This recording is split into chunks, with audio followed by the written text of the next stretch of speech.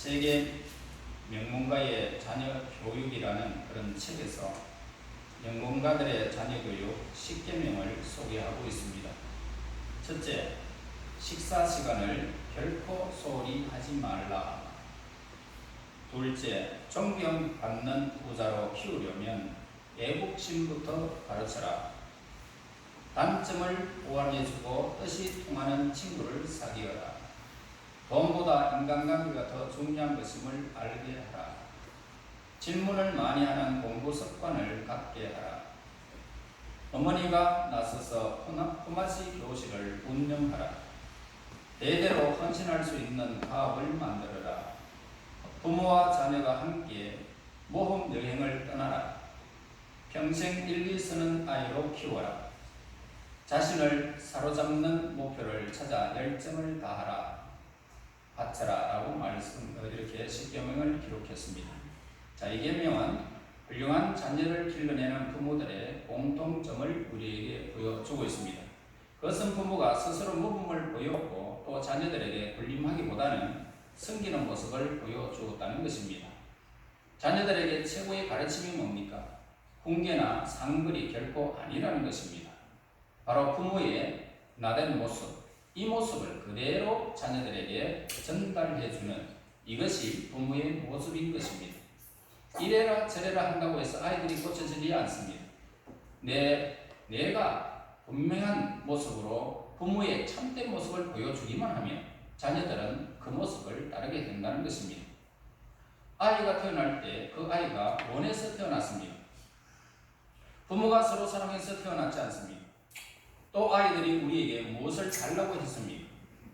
우리가 주고 싶어서 엄마는 젖도 주고 옷도 입히고 신발도 신겨 주었습니다.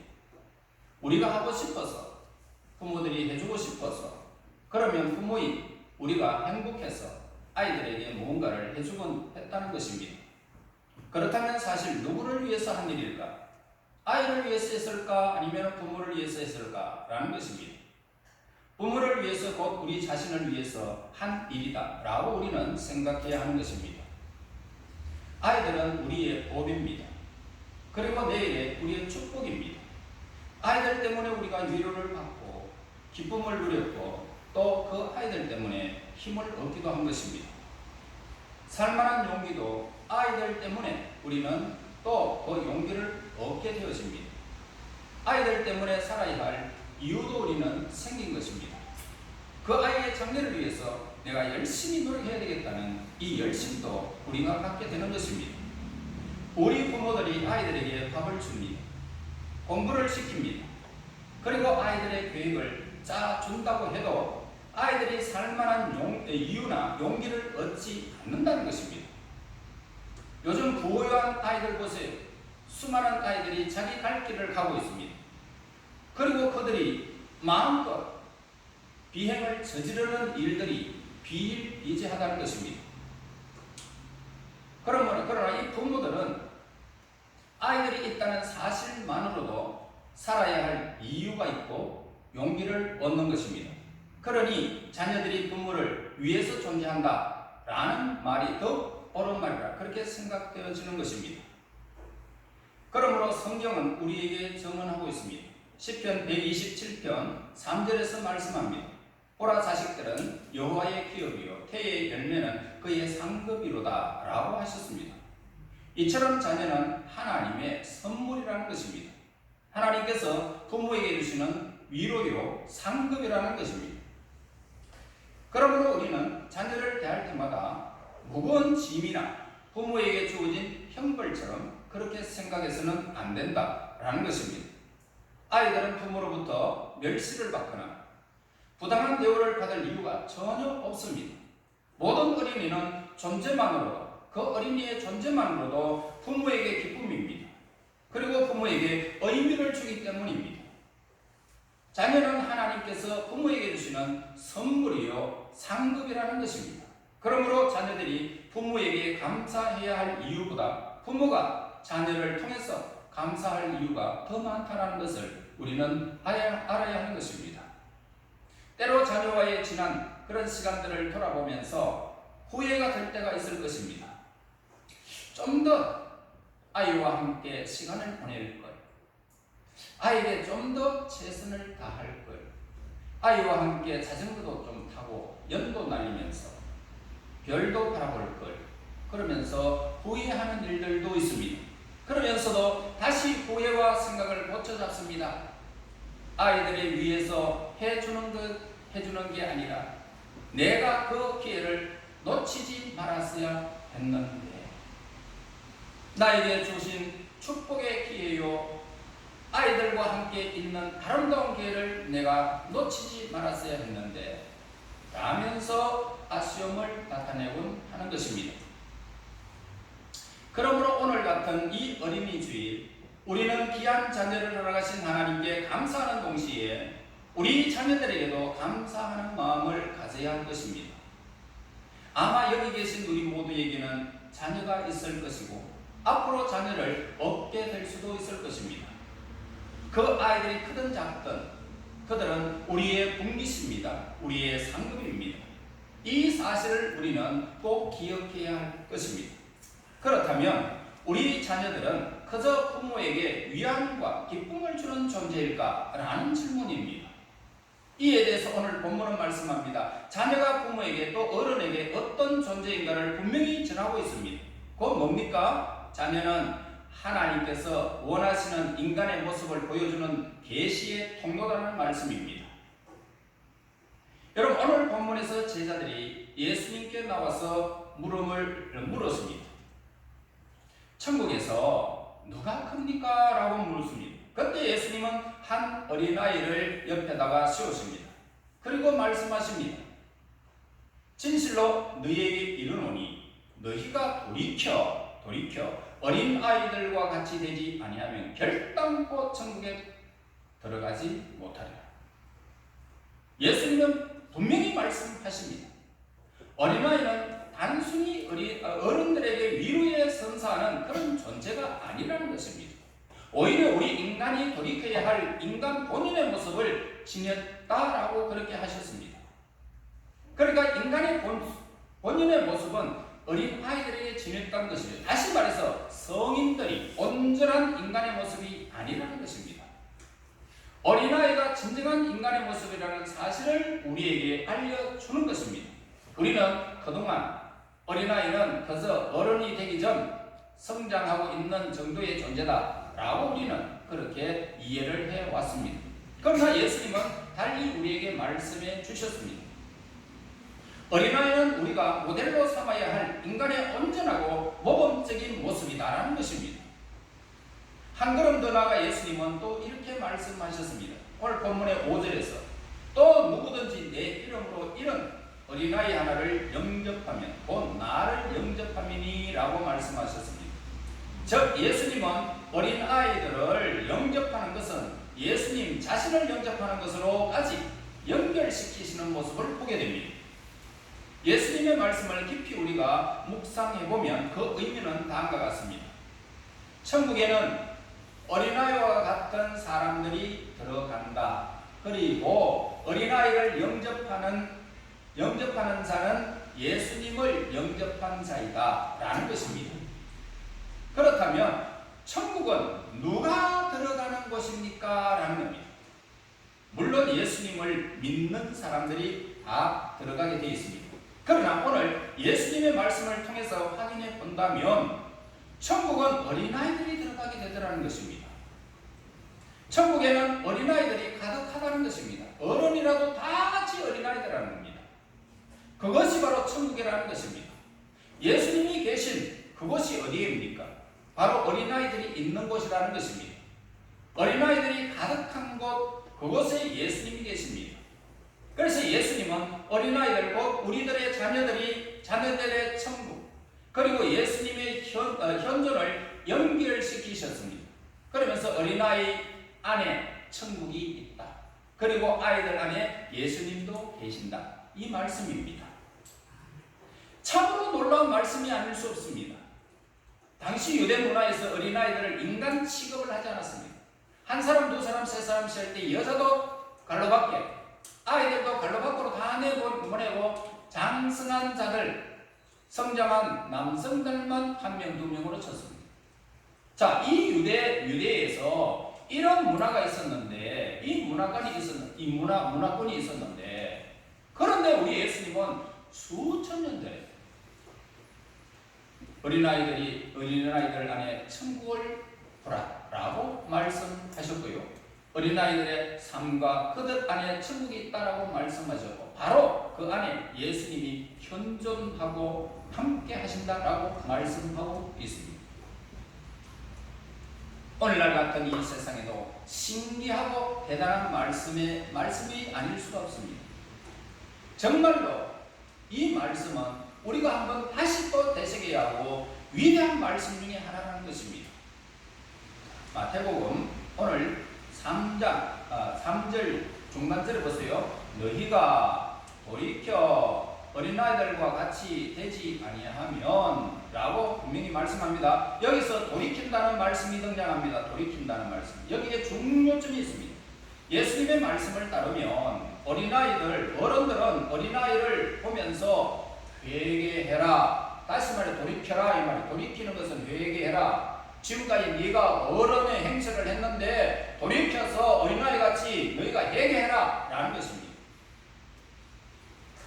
어린아이들로 말로 이 천국에 들어갈 자가 누구인지 우리에게 보여주는 모델이며 어른을 회개의 자리에 이끄는 인도자라는 말씀입니다.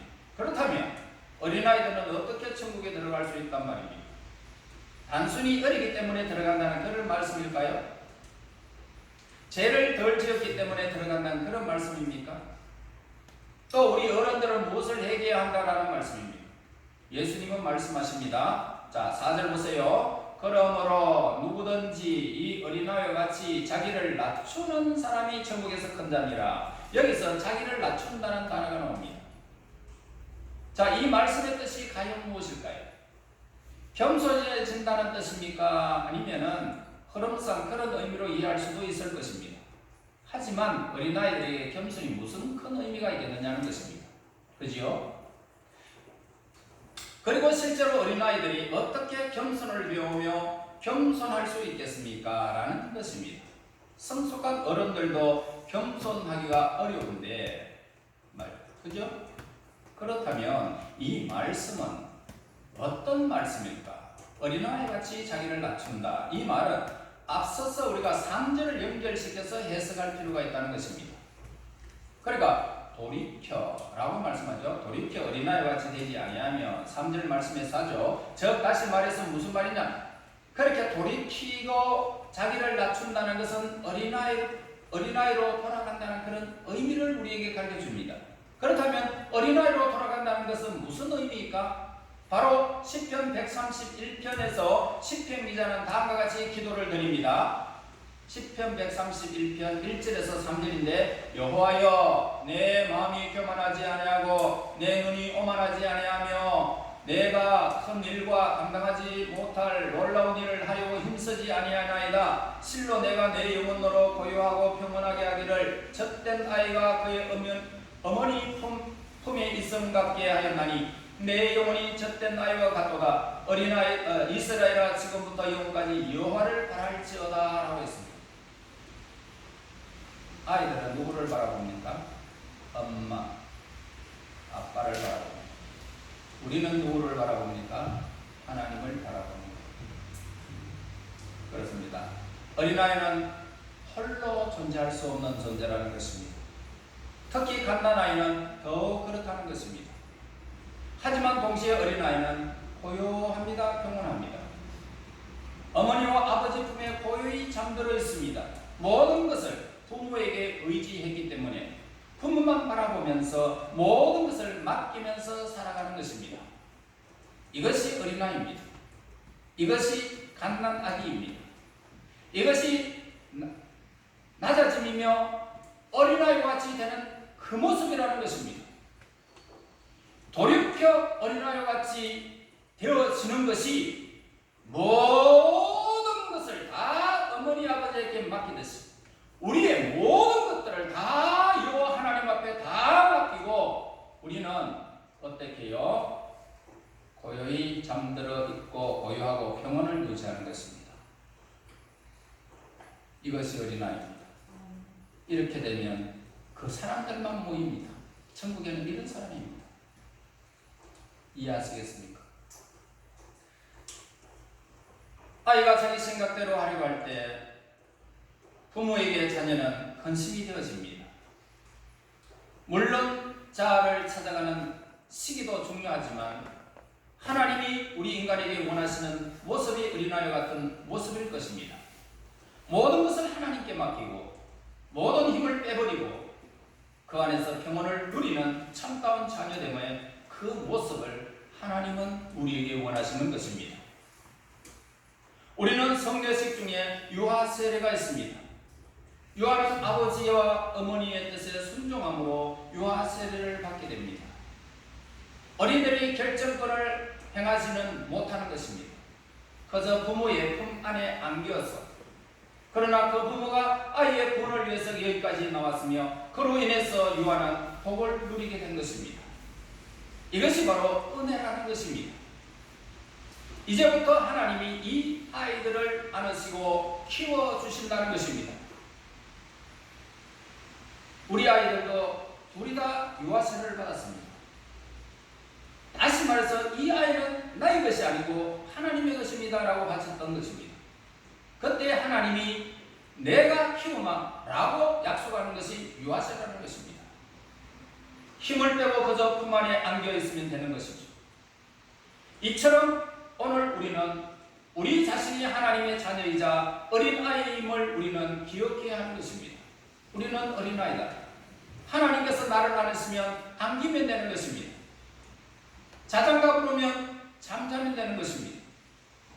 이것이 바로 하나님의 어린아이들의 이 참다운 모습을 우리에게 보여주는 것입니다. 한 걸음 더 나아가겠습니다.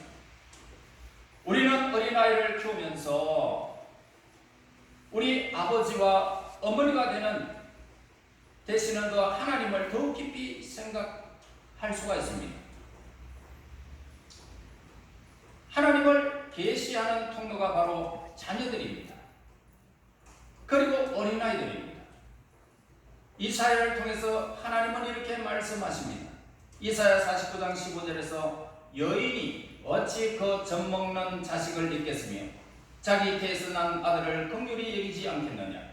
그들은 혹시 잊을지라도 나는 너를 잊지 아니하리라 라고 말씀하십니다. 그렇습니다. 이 세상의 부모들이 젖먹이 아이들을 잊을 수가 없죠. 밤에 잠을 잔다 할지라도 응애하면은 분명히 이 아이가 응가를 했는지 젖을 먹고 싶든지 뭔가 불편함을 아는 것입니다. 금방 알아차립니다. 부모는 마찬가지입니다. 하나님께서 우리의 모든 생각, 우리의 모든 앞길, 우리의 모든 행사를 다 알고 계십니다. 조그마한 신음 소리도 들으시는 분, 그분이 우리의 아버지십니다. 그분은 우리를 양육하시는 것입니다. 그분 앞에 오늘 우리의 삶을 맡기기만 하면 되는 거예요. 어린아이같이 되면 바로 그렇습니다. 아이를 사랑하는 부모의 마음은 하나님의 마음과 통하게 되어 있습니다. 우리는 자녀를 키우며 우리를 긍휼히 계시는 하나님의 마음을 그 속에서 그렇게 우리는 알아가게 되어집니다. 우리의 자녀는 하나님께서 허락하신 축복입니다. 그리고 동시에 하나님이 우리에게 다가오는 통로라는 것입니다. 오늘은 어린이 주일입니다. 어린이들과 자녀들, 손주들과 함께 기쁨을 누리며 감사하는 날이 되면 좋겠습니다.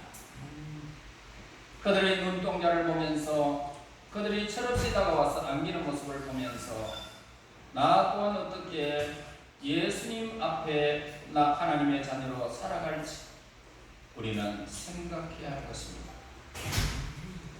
오늘 이 말씀에서 하나님께 모든 것을 의지하고 어린아이같이 내가 내 마음대로 생활하지 아니하고 하나님 앞에서 내 삶을 모두 맡기고 삶을 살아가리라. 흥하든지 시하든지 좋은 일이든지 나쁜 일이든지 이거 다 잊어버리는 것입니다. 어린아이는 절대로 우리 아빠가 부자인지 우리 아빠가 뭐 가난한지 전혀 모릅니다. 어떻게 해서 돈을 버는지도 잘 모릅니다. 오늘 성인들만 하는 거예요. 그러니까 우리가 하나님께서 어떻게 하는지 그거는 다 몰라도 괜찮아요. 몰라도 괜찮지만 하나님을 의지하는 것밖에는 없습니다. 그분 앞에 모든 것을 다 맡기는 것밖에는 없습니다. 이게 어린아이입니다. 여러분, 어린아이 시대 되어 천국이 저와 여러분에게 되시기를 예수님 이름으로 축원합니다. 하나님 오늘 감사합니다. 어린이를 통해서 우리에게 밝혀주신 하나님을 찬양합니다. 주님, 저희들이 돌이켜 회개하지 아니하면 어린이와 같이 되지 아니하면 천국에 들어가지 못한다는 사실을 저희들에게 허락하여 주신 하나님께 영광을 돌립니다. 이제 하나님, 교만하지 않게 하시고 우리의 눈이 오만하지 않게 하시고 내가 큰 일을 감당하지 못할 놀라운 일을 하려고 힘쓰지 아니하고 내 영혼으로 고요하고 평온하게 하기를 젖된 아이가 어머니의 품속인 성같이 하게 하시고 내 영혼이 젖된 아이와 같게 하시며 오늘 영원토록 우리 하나님을 바라보는 믿음의 사람, 하나님의 사람, 어린아이와 같은 하나님의 사람들이 되어 천국이 저들의 것이 될 수 있도록 인도하여 주시옵소서. 예수님 이름으로 기도하옵나이다. 아멘.